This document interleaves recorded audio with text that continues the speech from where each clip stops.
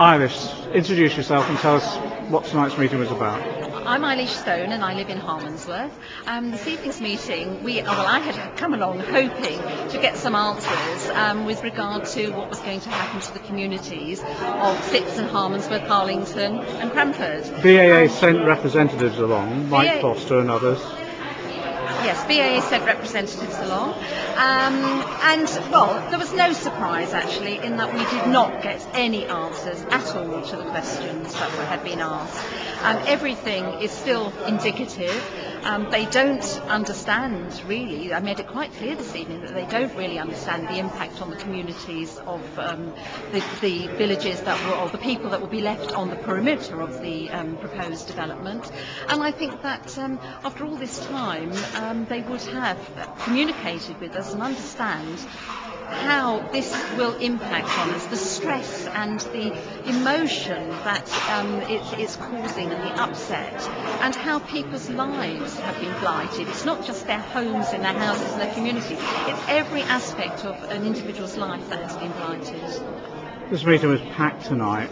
A lot of people just wanted some basic information. Do you think they got it? No, they definitely did not get it, and I'm not sure that they will.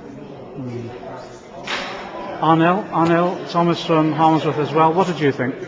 Well, I didn't come here to get answers. However, I think Mike Foster had actually let the cat out of the bag, because when the question was asked about, the people around the perimeter, he suddenly said, well, we don't know where the perimeter is going to be. So to me, the answer is the perimeter is going to be much bigger than what they say it is, i.e. they're going to want the longer runways, and we've always said they wanted a long runway. So I think we got the answer tonight. Which will take out Harmondsworth and Harlington. Well, it will take the whole of Harmondsworth, Harlington, Sipson and other people. We actually left in the position where we would be if there was a short runway. Tonight, what Mike Foster from BAA said is that they hadn't taken the decision yet on implementing the BAA's bond scheme for those homes that are going to be knocked down, because he was still negotiating with the airlines and it could be a matter of weeks. What do you think of that? I think it's ridiculous, and I'm pretty sure that the airline are not going to want to actually fork out to buy properties that they've got nothing to do with, really.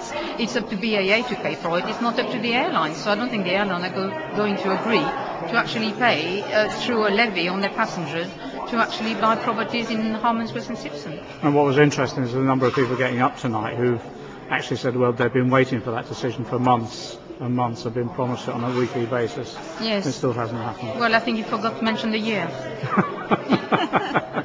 Iris, where do we go from here? Where do we go from here? I think we need to stand firm. I think it's important that we don't panic. One of my main worries is that people will use the bonds and they will decide to move on. This will not happen, and unfortunately, if people do move on and panic, we will be left with communities that have been destroyed, and I think that's terribly sad. So I think we need to stand firm, be positive, and fight to the bitter end. We will. Can I just mention that today was a victory for the Gurkha. If they are prepared to die for this country, they are prepared to stay in this country. We should pay for them.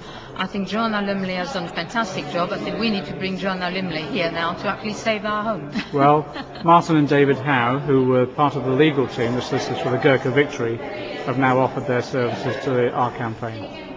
Terrific. Well done. Thank you. There you are.